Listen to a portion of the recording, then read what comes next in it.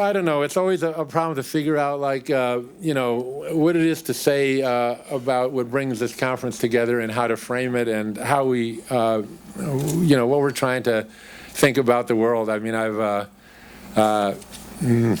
agitated about how to frame this conference because there's so much to say and there's so many dimensions and angles to it. As Penny mentioned, our generation, those of us who are living on the planet right now, we have a tremendous obligation to the future, and it's very important that in trying to think about the future that we have a good compass, that we are going in the right direction, because we can spend a huge amount of energy and time trying to make changes that actually just reinforce the system that we're living in and reinforce the ideology and the way that people think about the world. And those things are really a consumption of energy that's just a waste, like a lot of the other waste in the system. So it's very important that we have, a guiding direction to go in. And, we had this massive mobilization of folks, last fall in New York City, almost 500,000 people out there demanding climate action. And that was really a good thing. It's a recognition that people all around this country are beginning to understand the threat, to us and life posed by the changing climate that's been created by, our predecessors and even by us as we speak. But coming off of this, there are many solutions that are false solutions. And those are the forces that are really in motion today. The folks who basically see the problem that exists in the world today as a problem of carbon, and see the solution to be to eliminate carbon and to reduce carbon, as if there were no problems of inequality, injustice, poverty, impoverishment, exploitation, and all these other things in the world before 1992 when the UN, decided that carbon was now the really existential threat that was going to take the problems that had been that many people in the world, billions of people in the world, had been experiencing, of the rape of their land and their economies and of their people, even for many centuries already, and now decided that the entire world was now going to be a sacrifice zone to the accumulation of capital on the part of a very few people, the accumulation of power, on their part. And that's really what we're facing. We're facing a system that's not about carbon. It's about the way people are living on the world and on the earth and the kind of economic system that they're living under. And that the solution to this problem of carbon is a solution to that economic arrangement of things. It's an economy that's based on the extraction and exploitation of our natural resources and on the extraction of wealth and exploitation of our labor.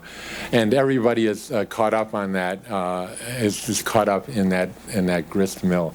And that's really the cycle that has to be broken. We have to figure out a whole new economic arrangement of things, a whole new set of arrangements, a whole new set and way of thinking about things. Christian Parenti, who I'm sure most of you have heard of, is a journalist that writes about the environment and social issues, said that the Earth's ability to absorb the filthy byproducts of global capitalism's voracious metabolism is maxing out, and that really is what's happening. There's a voracious metabolism that's taking place. And, the way to think about this, the way I think about this anyway, is that if you're thinking of the Earth as a living body, this voracious metabolism is a cancer. It's a cancer, and the purpose of the cancer is to kill this Earth. Just in the same way that, when you have a cancer that invades your body, it's going to bring an end to your body. So, we need a new economic model. We need a new energy model that fits within this thing. I haven't said anything about energy up to now, so maybe you think this isn't an energy conference, Well, the truth is it's not an energy conference, but energy is crucial to all life and all activity. So if we try to think about anything new without thinking about energy and the role of energy, then we haven't done it. So we have a new energy model. We have to create a new energy model. We have to create a new a new way of thinking. We need to have a new vision of where we have to go. And this conference is really, about a new vision and a new way that we're going to proceed. And we are the only people who are going to come up with that vision. People like us in other places of the world. Einstein, and people have heard of Albert Einstein, I'm sure, he said that no problem can be solved from the same level of consciousness that created it. So we need a new level of consciousness. And what we're talking about here is to democratize energy in this conference, and what democratizing energy means. And basically what we're saying is that this crisis that we're facing changes everything about the way we have to think and the way we have to act. I'd like to ask for a big round of applause for Al Weinrub.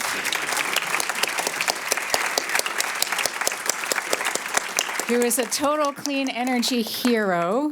He's the coordinator of the local Clean Energy Alliance, and he does that as a volunteer, and he puts so much time and effort and dedication into it. Al is really one of my heroes, and cannot say enough good things about Al. Thank you so much, Al, for all your hard work. Again, welcome to our fifth, more or less, annual Clean Power Healthy Communities Conference. So glad you're here with us today. I'm Kirsten Schwind. I'm a co-founder of Bay Localize, the host organization for the Local Clean Energy Alliance, and one of the co-founders of the Local Clean Energy Alliance. That was about 8 years ago when we put that together between Bay Localize and the Sierra Club and Pacific Environment, and since then it's grown to be somewhere between 90 and 100 organizational members. It's the largest grassroots clean energy advocacy alliance in Northern California. So glad that all you are here, and especially the folks who are members of the Local Clean Energy Alliance. So as Al mentioned, this conference is really about reclaiming energy to serve our communities, and that is the topic of our panel this morning. And I am so honored to be up here with a bunch of real community heroes who are working on a number of really critical issues and linking those to energy today.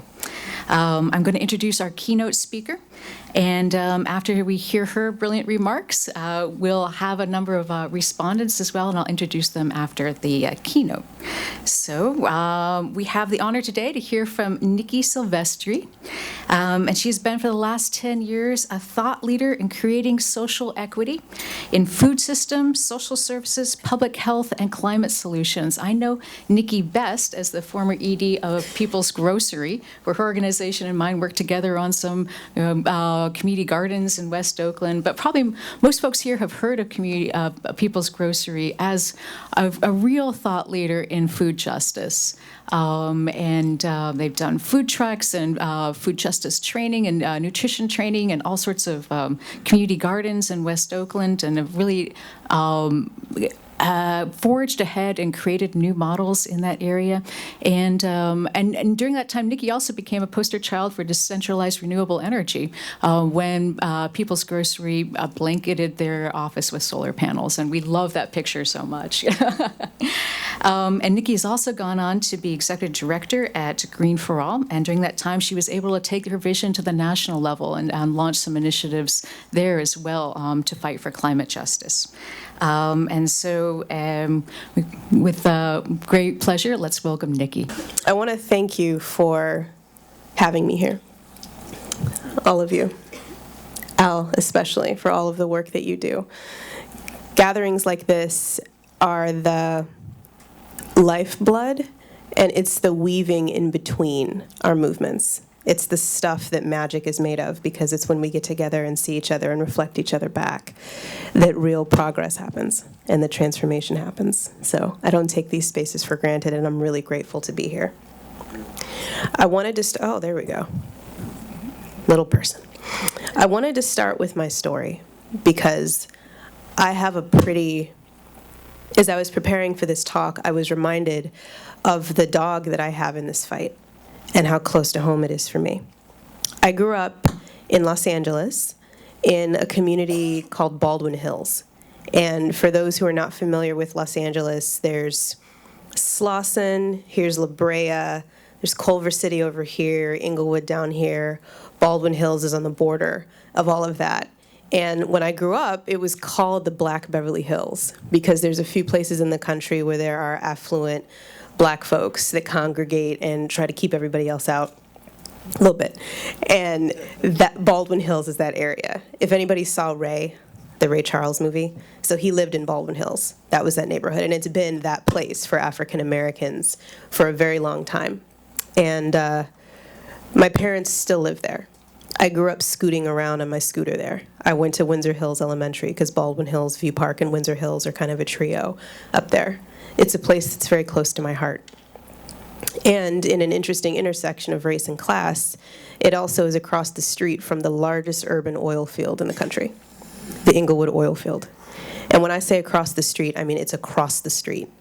I grew up driving to my elementary school, seeing the big dog things that I called them when I was 6 years old, going up and down into the ground and asking my parents what they were. It's 1,100 acres, this oil field. And it's right next to the park where I grew up playing on the swings, right next to the park. So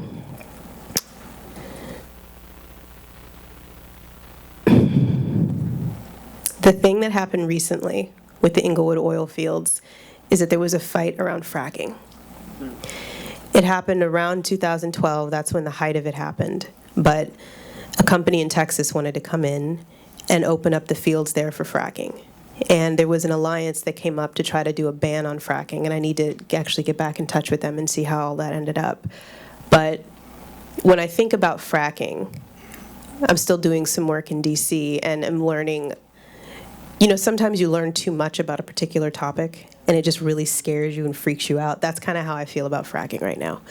Because Baldwin Hills is a community of older black folks. Most of the community is over 60 years old. My parents are there. And when I think about methane, when I think about what fracking would do to the water supply there, when we're already in a drought, when I think about what it would do to the park, that's my dog in this fight. That's where my parents want to grow old. So many of my friends' parents are there. My elementary school is there. I want to be able to take my kids to where I went to elementary school and not have to worry about them. So this is very important to me. When we talk about local clean energy, it has my heart, and I will be in that fight forever because of my parents. My other story, Kristen mentioned People's Grocery. Energy was never something that I understood very well, I think. Food was always something easier for me. So when I was at People's Grocery and I had a conversation with Billy Parrish at Mosaic about putting solar panels on the roof, I thought, well, I know that we should be doing it. And you say that we can do it. It was so funny because I feel like my story at People's Grocery is one that's pretty instructive, especially for the African American community, right? He had this conversation with me and I was like, I don't know. So he said, we'll send someone out. We'll just measure the roof. Don't worry. And then we'll have a conversation. I said, okay, I can commit to that. And that was the whole process. Right? He measured the roof. Hey, the roof actually works. So we're going to do A, B, C, D, and E. And I'm like, I don't know if we can commit to that. He's like, okay, we'll just do A and B. Don't worry. And then we'll have a conversation. And then I had a conversation with my landlord. And that was an intense conversation, right? You want to do what? You want to climb through the hole in the roof and do what? For 20 years? What?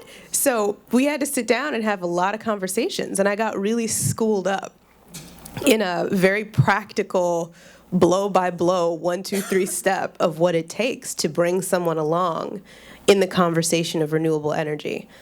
And one of the things that I think was so brilliant about that process was that I am an advocate. I worked at Green for All before I became the executive director at Green for All. I've been advocating for this for years. Our landlord is a great, great company that believes in renewable energy. But when you talk about a solar installation that has a loan over 20 years that's really expensive, and I mean, most people don't plan their lives 5 years out. That feels like a big commitment, you know? So I think I tend to like to get into brass tacks. What is it going to take concretely to get from point A to point Z? All of the alphabet steps in between. And going through that process really showed me what it takes, and it's guided my work. One thing that I want to bring up as well is that when it comes to the big picture, what does the landscape look like right now? I don't want to go into local examples because we have a lot of examples that are going to be talked about today of the people that are actually working in those communities. But I want to set the stage a little bit about what the landscape looks like. Where are we operating from? So one of the things when I was at Green for All last year we did a resiliency tour around the country. And we went to different local communities to talk to them about what resiliency looks like for them. And one of the things that kept coming up was local ownership. Over and over and over and over again. Things have been taken from us for decades because we don't own it. What is it going to take for us to own our stuff? And I mean, they were talking about land, they were talking about food, they were talking about water, they were talking about energy. I feel like there is a radicalization of local communities happening right now because we see what's happening. And actually, for a really quick example, one of the things that came up at the soil carbon workshop that I was at yesterday is when the height of the drought was happening last summer, we heard all those stories about the unincorporated towns all over California that are losing water. But now that we're coming out of winter, and when we were in the winter and when we're getting a little bit of rain, those stories tend to submerge a bit. And I heard more of those stories yesterday, and they're horrifying, right? Communities of 1,200 farm workers in an unincorporated town that are battling it out with one of the top 5 richest families in the world for who can drill the lowest well, and what can we grow in this salty water before the salty water becomes unusable, and how much can we destroy this land before it's unusable functionally, right? That's where we are. That's where we've gotten to. And that's happening with water. Energy is about to get a whole lot more dangerous because our international interests are so much more linked to all of this. So when it comes to the national scene, the word that kept coming up for me was autonomy, right? The Clean Power Plan from the EPA. They specifically designed it so that states could design their own plans. And one of the things that giving states their own ability to design their own plans does is it encourages competition. Who gets to say they're the best? When it comes to the resiliency report, the President's Resiliency Task Force last year, 26 mayors and tribal leaders from across the country, that was an aggregate of mayors. They were going down to the municipal level, the president was, to get recommendations on resiliency. And there are so many trends like that happening in DC that people are going to mayors, they're going to governors, they're going more and more local because they know that what we need right now are very concrete, very practical examples of things that work. One of the things that Van used to say all the time is that when you get to the upper levels of power and money, you find out that no one is driving the bus. And I used to think he was nuts when he said that, because of course someone's driving the bus. What do you mean? But what's true, I think the way that I think of it is that when I was a kid and me and my brothers would fight, I would look at my parents and their siblings and think, wow, one day we're gonna get along like that. And then I get older and I look at my parents and their siblings and I'm like, the level to which y'all fight is insane. And it's like bigger fighting because you're bigger people and you got bigger things to argue about than your toys, right? And that's exactly the situation. The EPA is under fire right now because of the Senate. The Clean Power Plan is in a situation where it might be delayed because entrenched interests are trying to make sure that it gets delayed.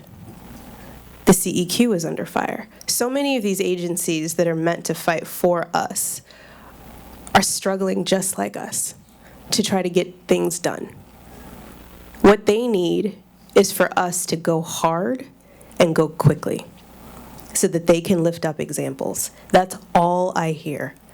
Can you give me examples of communities that have done this? Can you give me examples of how it can scale? What concretely, how much money did it cost? What did it take to bring the coalition together? How many cities can we do this in? What are the municipal policies that exist across different countries, across different states where we can do this as low-hanging fruit? I mean, there are people that are working to crank out very concrete, how do we get from point A to point Z? Where's the low-hanging fruit? So our goal should always be to be low-hanging fruit. Our goal should be to go hard and to communicate hard about the things that work. We're in desperate need of that. And in conclusion, what I'll say is that it also feels really important to me that we remember what we do this for, which is why I started with my parents. Because this work is really hard. Anyone who has been working for social change for any length of time knows that you get smeared. You know that, I mean, the level of infighting in our movement is insane, right? But the place that it comes from is that our hearts are being crushed. Our communities are being torn apart from the inside out half the time. And it hurts, and sometimes we act out. And one thing I talk about a lot is resourcing ourselves to be in this movement. And I bring that up today because when I was doing my research for this talk, and I knew about the fracking when it first came up, but I think I deliberately ignored it for a little while because I just couldn't deal with it. So having to immerse myself back in the fracking fight around Baldwin Hills, I mean, I get emotional just talking about it. Those are my parents, you know? And what's going to resource me is being able to come to places like this and have allies like you so that I know that that community is not the only one. I know that there's not a community of older black folks that are in this by themselves, who've had to work, who've had to fight, who've had to claw to get out of the poverty that they grew up in, to have a nice home with a pool in the backyard. I mean, so many older black folks, that's all they want, right? They just want to relax and not have to struggle so hard the way that they grew up struggling. I want that for my parents. I want that for your parents. I want that for you, and I want that for my children. So thank you for doing what you do, and let's go hard, and let's go quickly. Thank you, Nikki. So we're the ones driving the bus, right? All right, y'all get out your steering wheels, we're driving the bus. Okay, so we have some other good bus drivers here who are going to give us some thoughts on Nikki's talk.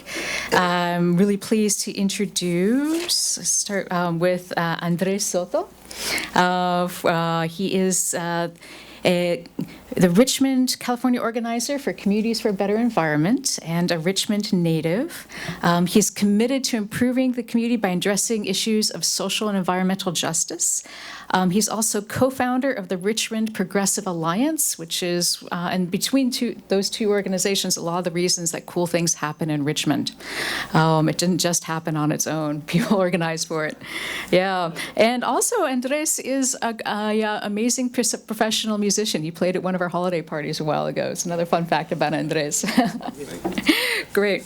And then next to Andres, we have Robbie Clark, who is the Housing Rights Campaign lead organizer for Causa Justa, Just Cause, fighting against gentrification and displacement in the Bay Area, which is a real crisis. So she has been leading fights to gain protections for Oakland's tenants for 7 years, and she's also a co-author with Alameda County Public Health Department of the report Building Neighborhoods, Restoring Health, and also a contributor to Causa Justa's report Development with Displacement. And Robbie is also involved in the Black Lives Matters campaign. And we also are really honored today to have a guest from Minnesota, Dr. Cecilia Martinez from the Center for Earth, Energy, and Democracy. She's the director of research programs there. Her activism and research focuses on development of energy and environmental strategies to promote equitable and sustainable policies. She provides technical assistance to cities and federal and state grantees in developing financial mechanisms for renewable energy. And she has written on North American Indigenous peoples and the challenge of forging a common agenda of Indigenous rights, justice, sustainability, and is also writing about climate justice in a book right now. So we have some really interesting folks who will be sharing our thoughts, and why don't we start with Andres? And so one of the questions for discussion is, again, how do we harness this moment as bus drivers to make sure that our energy economy is serving equity? I guess the first thing is we have to get on the bus. And, there's a lot of people who like to talk the game, but, they don't do it. That means direct civic engagement. That means getting out there in the streets. That means challenging power and authority in our community. That makes people uncomfortable. While I've been a Richmond person all my life, last year I ended up in the town of Benicia, which I refer to as Stepford. And in part, it's because it's a predominantly white middle-class community, a lot of suburban commuters, and there's a certain gentility that they like to have that I've encountered that is really, it's alien to somebody from Richmond, where, people are very upfront about what they think and what they're going to do about it. And it's been that way for a long time. Of course, the big bully in the room is Chevron, but they're not the only bully. And for many, many years, people have seen it as sort of like a benevolent benefactor. I went to Richmond High School, and our mascot is called the Oilers. And so, it's a legacy there that we're trying to overcome. And so in 2002, on Cinco de Mayo, me and my sons, one who was going to Laney and one at Berkeley, we were victims of police violence. We were beaten and pepper sprayed and arrested, the first Mexicans that night arrested by the Richmond PD. And we knew that in order to get real justice, it wasn't about suing the city and getting some money.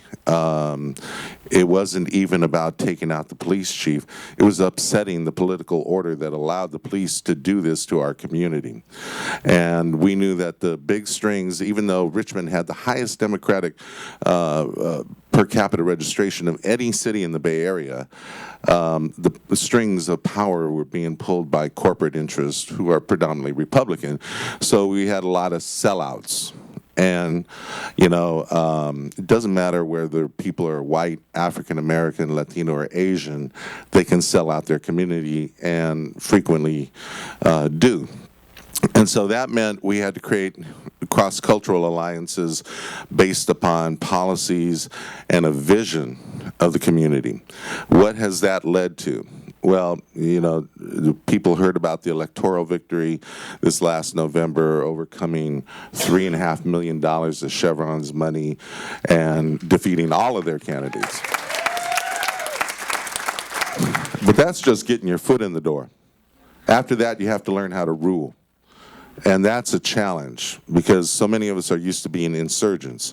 One of the things that we have been able to do in terms of changing the body politic is we were one of the first cities, we were the first city in the East Bay to join community choice aggregation with Marin Clean Energy, more than doubling the size of that agency.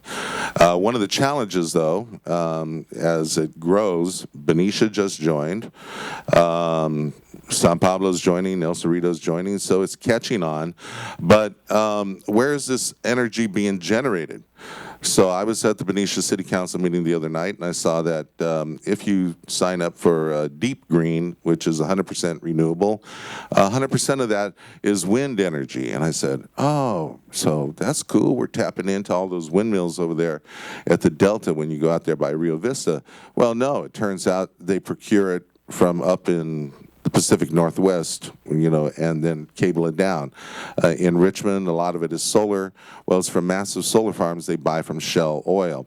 So, we need to disaggregate the generation of power. We want to do massive solarization within our community. We have a community that's, 50% plus renters.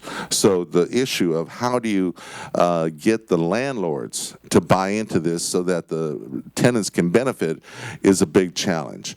That's one of the challenges we want to meet. That's one of the challenges that we're taking on as we speak about what we call the just transition. Ultimately, right now we're having a major battle with the Bay Area Air Quality Management District. They created an illegal permit to allow Kinder Morgan to bring in Bakken crude by rail into Richmond. We're fighting that. Jack Broadbent, the executive director, please mark his name down. He's the boogeyman that we all need to take on. We need to show up at the Air District meetings and let them know we're pissed off about what they're doing. And, they're also developing what we're calling a refinery emissions rule, and they're selling us out to industry.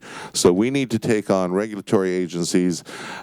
Just last night, just as I was shutting down my computer, I saw breaking news where our Congress member, Mark DeSaulnier, is calling for the resignation of Dr. Rafael Arraza-Murray, who's the chair of the Chemical Safety Board, who finally, in their investigation of the Chevron fire, came down with some of the strongest recommendations on how to make refineries safer and cleaner.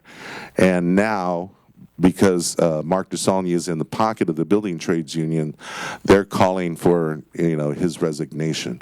And we cannot allow this to stand. So I'll stop right there because we got a lot of other stuff to do. Thank you. I'm going to take a minute. I'm going to build it back out for a second, because I think in some of the work that we do, we try and figure out how we can continue to focus, support, enhance what we believe is the true democratic way in which we solve these problems, which is at the community level.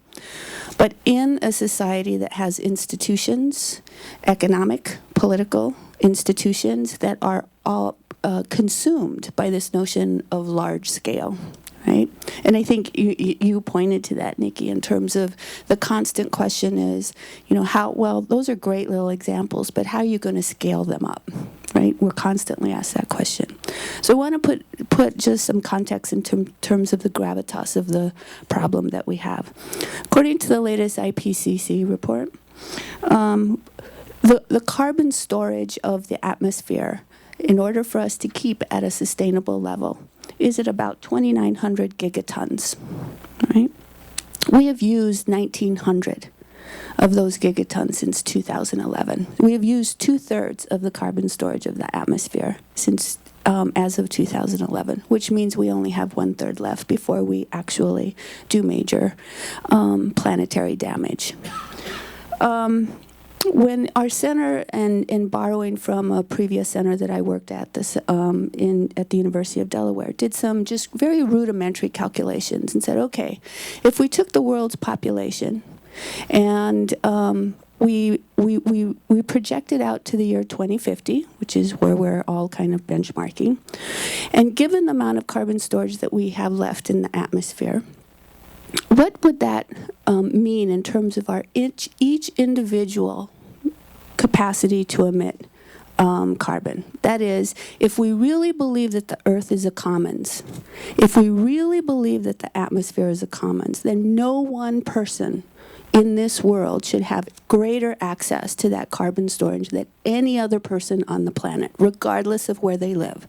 Regardless if they live in the United States or whether they live in Guatemala. Whether they live in Ghana or whether they live in Denmark. We all should have equal access, right? That's what it would mean. And so when we did the calculations, the per capita emission rate is at about 3.3 to 3.6 tons per person, is what we each should emit in order to keep us at that sustainability level. 3.3 to 3.6 per person.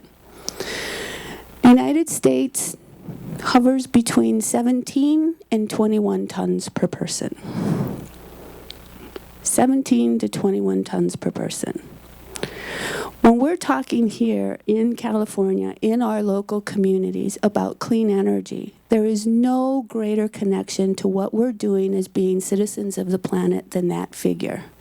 Because it means by living our everyday lives, we are actually creating a debt our society has taken from the rest of the world's capacity for development by virtue of the way we live our lives.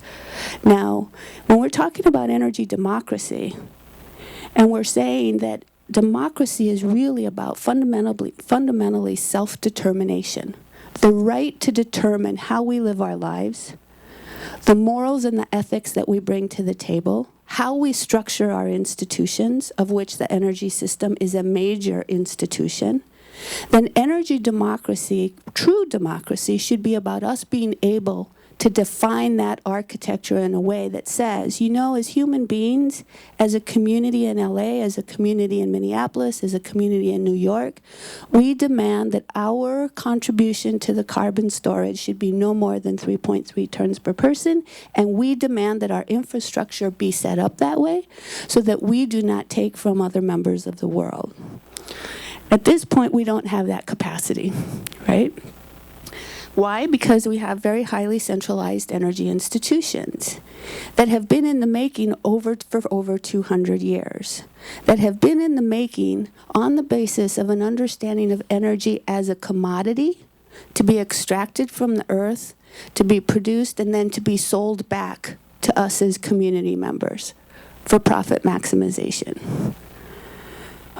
That is a relatively new phenomenon in human history. That's only about 200 years old, 250 years old, that we have reduced the earth to a set of capital inputs to feed in to an energy system so that we can purchase it to get the lights, the heat, cooling, cooking, etc.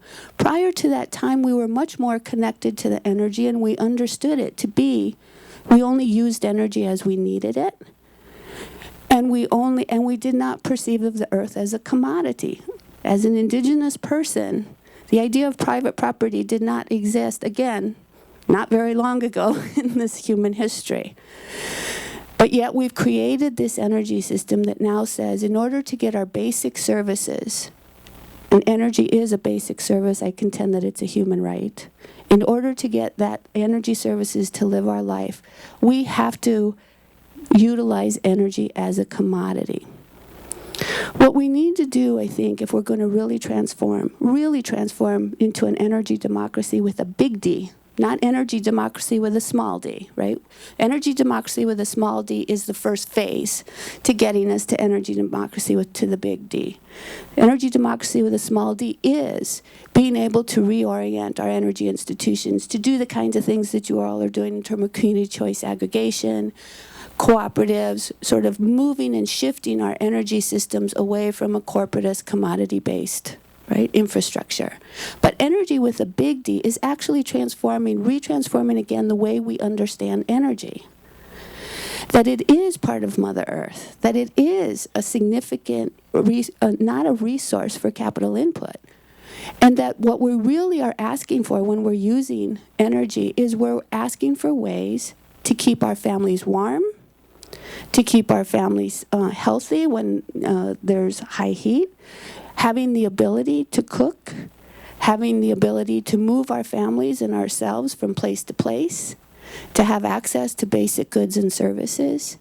That's what we're doing, and that requires us moving from an energy as commodity to an understanding of energy as commons or services.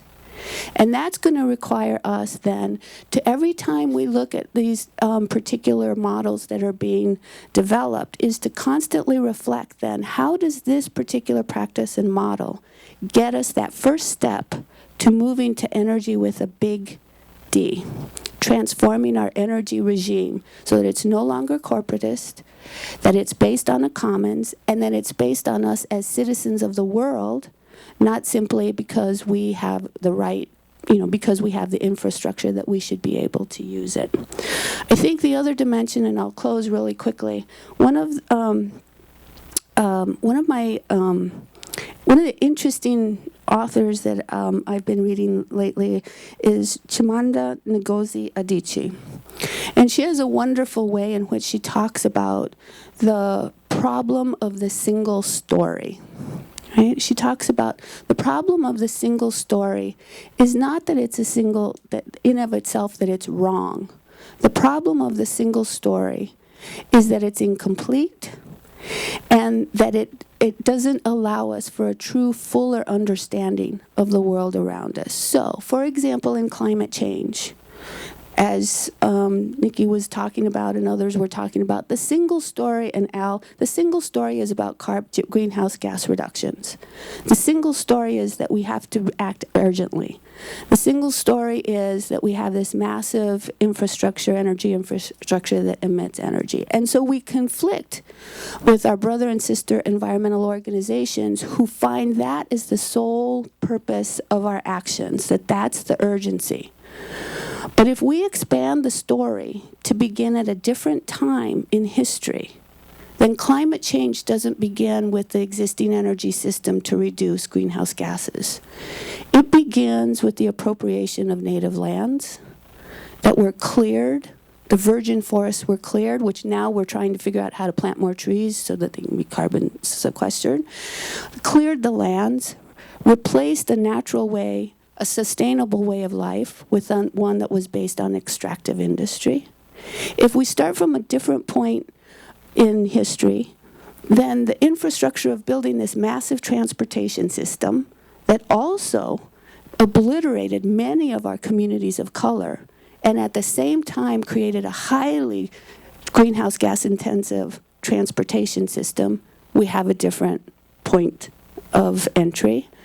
If we start with redlining and housing discrimination and segregation, whereby we actually disinvested from whole communities of color and made that housing in those communities much less efficient as a result of that, and now are emitting much more, using more energy and emitting much more greenhouse gas emissions, that's a different point of entry.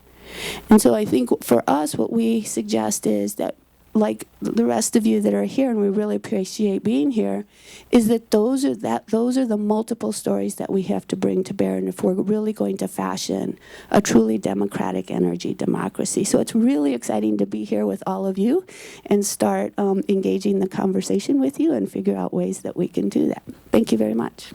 I'm not an energy expert. I wouldn't say I'm a climate justice expert, but I am clear about the need for us to be building community power.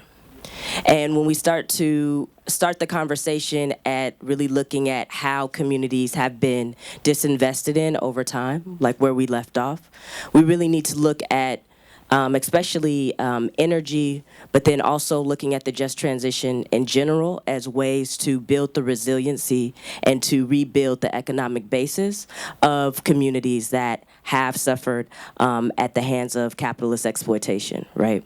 Because what we are really talking about is capitalism. Right? We're talking about the patterns of capitalism, the pursuit of profit, and how the pursuit of profit is not just detrimental to ourselves and our livelihoods, but is detrimental to the earth overall. Right? And so when we have this conversation and we're talking about this narrative around how it is that, how we build what it is that we need to build, whatever that vehicle is to push for this change, one of those things that we really have to do is we have to address this narrative. We have to address this common sense, right, that dictates what what our solutions have to look like, right? Like we're being told that solutions have to be large scale. They say that about every alternative solution. When it comes to energy, when it comes to housing, the question is always scale, right? Scale is a false way to push us back, right? What we have to do is we have to continue to move forward on our projects, no matter how big or how small, right, to create the alternatives that our communities need, regardless of scale, right? We have to not let that stop us from our creativity. We have to not let that stop us from still finding the resources and moving forward with what it is that we need to do to build the type of community control that we're actually going to need, right? Because the problem is that when we look at how advanced capitalism is and how much that has destroyed our democracy, that has an impact on the very communities that we want to be engaged in these processes, the very people that we need to stand up, right? The very people that need to put pressure on our targets, the very people that need to be doing the lobbying, the very people that need to be voting to put new people into office to make different decisions. Like, those folks are being severely impacted by the fact that our democracy has been stripped away by the advance of capitalism. So we really have to think about what it looks like, right? What does a new narrative look like that's going to engage those communities, right? What does a new narrative look like that's going to push back on what has decimated democracy, and what are new ways that we create what we at Causa Justa and a lot of other people call, what are other ways that we're going to create community protagonism,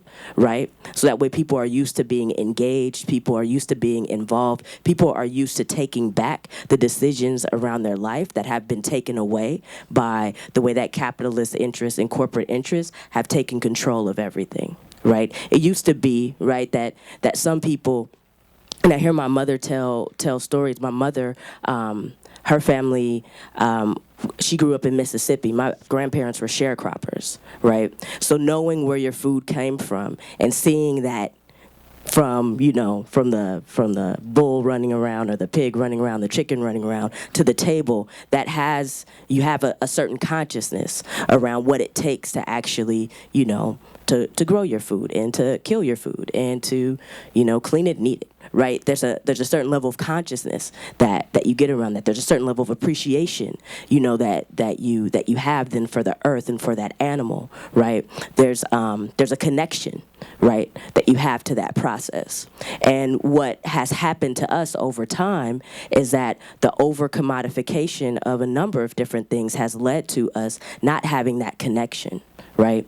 We don't have the connection to the things we eat. We don't have the connection to people that we sit next to. We don't have a connection to the earth, right? So we really have to think about how it is that we are making those connections, how it is that we're connecting to each other, how it is that we're expanding our consciousness beyond the ways that this common sense ideology wants to dumb us down, right? Because the very people that we want to get involved, that we want to get engaged, that we need to be putting the pressure on people in power and making new decisions, those folks are really caught up in the day-to-day trying to survive, right? People are having to work 2 and 3 jobs to pay rent. If you look at Oakland has the second highest rent increases in the nation, right? The San Francisco's third highest in the world or something crazy like that, right? So when you're looking at how much capitalism has advanced, we really have to think about what are strategies to engage the communities, what are the solutions that we're putting forward that are real solutions, and how do those solutions inspire people? How are those things that are accessible to people, right? Because there's a lot of stuff, all of the gigatons of carbon, how do we popularize this notion, right? What do we need to do to make this mass? Because this is great to see everyone here today, right? But the crisis that we're in across the board really, really calls for, us to have millions of people out in the street every day, right? Really pushing on significantly transforming society, right? Because we definitely have to get those low-hanging fruits, but we need to have some significant transformation for human survival to even continue on this planet, right? So what is the narrative that we need to put forward? What are the visions that we need to put forward? What are the ways that we need to be inspiring communities and putting out a vision that's going to really get communities in the room, people wanting to make decisions, and people feeling like it's their right, and having that entitlement to actually take back, what is our right, taking back our right to health, taking back our right to healthy food, taking back our right to clean air, taking back our right to healthy homes, right? How can we do that? Right, and how do we move people to that point? And that's really what has to happen, is that we really have to organize, right? We have to organize, we have to shift the narrative, and we have to build community institutions whereby people are practicing their protagonism, so we can, as a brother was saying earlier, so we can learn how to govern with each other, because we have to transform everything that is happening right now. And when we transform it, we have to be better. We have to be ready to be better stewards, right? So how do we prepare ourselves for that now? We have a question, comment for any of our keynote or panelists. Go ahead, Raphael. I have a comment. Is that we have to question our myths at the very basis of them if we're going to get anywhere. Let's get rid of the idea that we ever had a democracy. If you look at the founding fathers, mind you, there's not a mother in the house. The only ones who had a franchise were white, male, and propertied. Let's ask ourselves, how much has that really changed? The very myths that are founded go back far than that. The Abrahamic cosmology, where God says that we are masters of the earth. We have to question very fundamental beliefs before we can really start to create a democracy, without which the earth and all of us are in very deep trouble. Paloma Pavel with Breakthrough Communities. I just want to honor the panelists. We're so awesome this morning. So awesome. Thank you.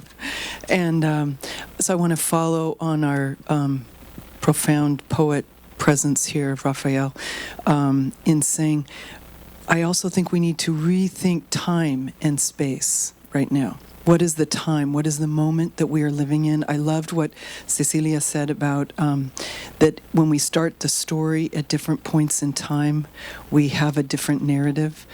And so I think actually this deep time story that we're in of, that we are 14 billion years old, and it's time for us to act our age, and that, and take back our planet, and to be seeing that we have one water, we have one air.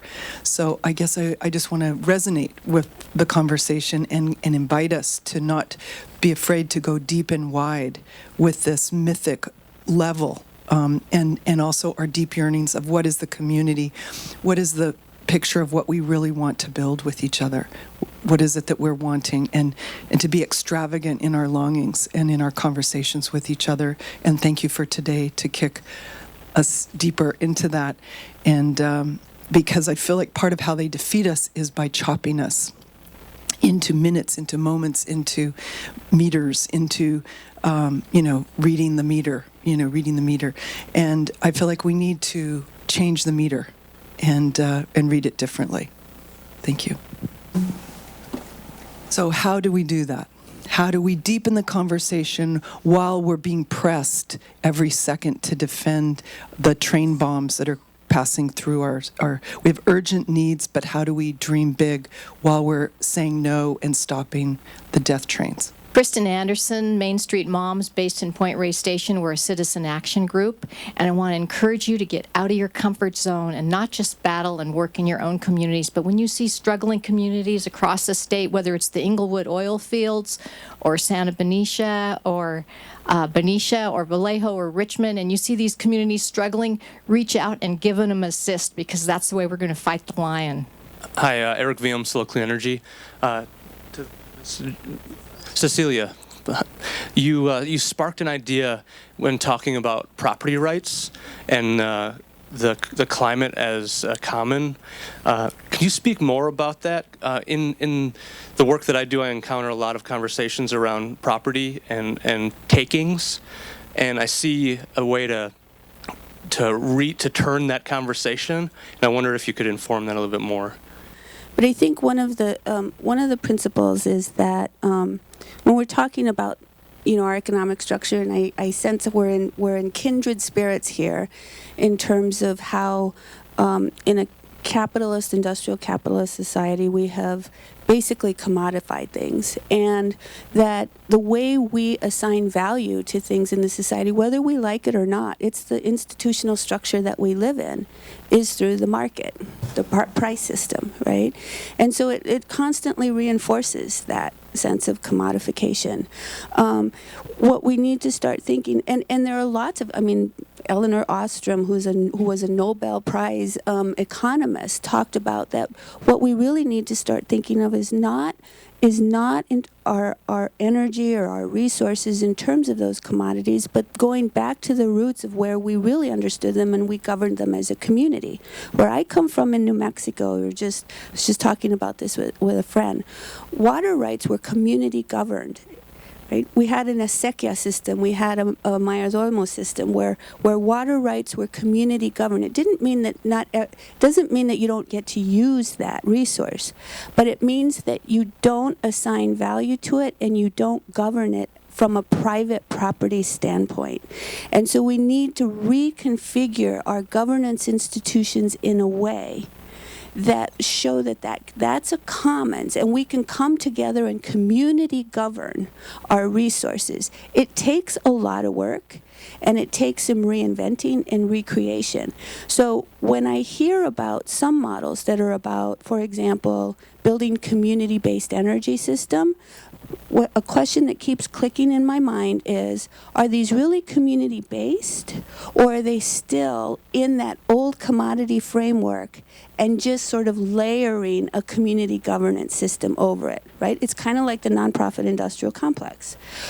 Or are we really trying to reconfigure what energy means to a community and how we can reconstruct some sort of community governance system to define how we want to use energy, in what form we want to use energy, what do we want to use energy for, and build it from there. So it is somewhat sort of, pie in the sky, but I think there's also some very strong roots, and not just in this country, around the world. Around the world, there are very strong traditional community or commons governance systems that that this society or capitalist society has basically said, oh, that's primitive, right? That's not along the path to progress. We need to reclaim that history and bring it forward for the modern day and today, I think. And for tribes, that's exactly what's happening here in the U.S. Tribes are commons-governed institutions. It's a very similar thing. So we don't have far to go to figure that out. Jess Dervin Ackerman from the Bay chapter of the Sierra Club, and actually I wanted to challenge something that Robbie said and ask a question of our community organizers. When Robbie started talking, he said, I'm not an energy expert, and I want to hear I think that that's actually not true. You're an energy user. That means you're an expert in what energy means to you. And those are the voices we need to be uplifting in the work we're doing for an energy democracy. So I'd love to hear from our community organizers about how you're kind of challenging those definitions that capitalism has put forward and kind of rethinking that in the work that you're doing in Oakland and in Richmond. Well, as an energy expert. No, but I think it's right. I think that in a lot of the ways that we push back on kind of the understanding of who's an expert, which I think is right. And yeah, wow, that was really deep. Okay, so because we do that all the time, though, right? It's like a couple of our members and staff are here right now. Like I'm sure that Miss Alma didn't think of herself as an expert around housing, or Miss Paula Miss Paula probably always thought she was an expert actually, but like we do a lot of work with folks who are tenants who come to who we either knock on their door or they come into our offices to get services. And a lot of times people don't feel like they're actually experts around an issue, right? And it's like, oh, actually you are an expert on tenants' rights because you are a tenant, right? And so that is something that we do try to instill in folks is that piece of it. And we do try to create different ways for folks to feel like they have control over their living situations, even though they are tenants. So a lot of our work right now, especially in relationship to gentrification and displacement, is really pushing back on a lot of the developments that are happening right now. Because in development and in development decisions, you have a lot of planning folks and planning experts, right, that will tell you like what should happen in a community. And what we're trying to do is push back on those processes and say, actually, the community should be the experts around telling you what needs to be built here and what it needs to look like, right? And so that's a lot of what our work is looking like. I mean, just last night, and some of the allies are in the room, just last night, a coalition in San Francisco, the Plaza 16 coalition that we're a part of, shut down a kind of community benefits meeting that this large developer, Maximus, was doing out in the Mission.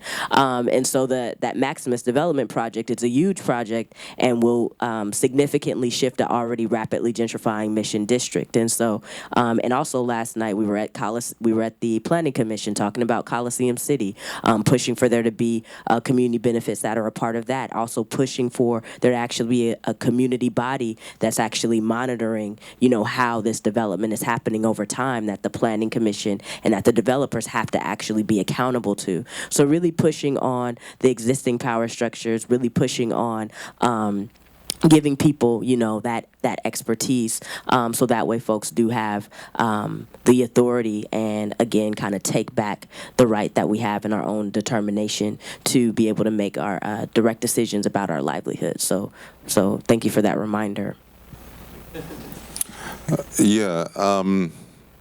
I guess to get macro, what Rafael said was very profound. As a student of history, I think human history has shown no empire gives up its power willingly.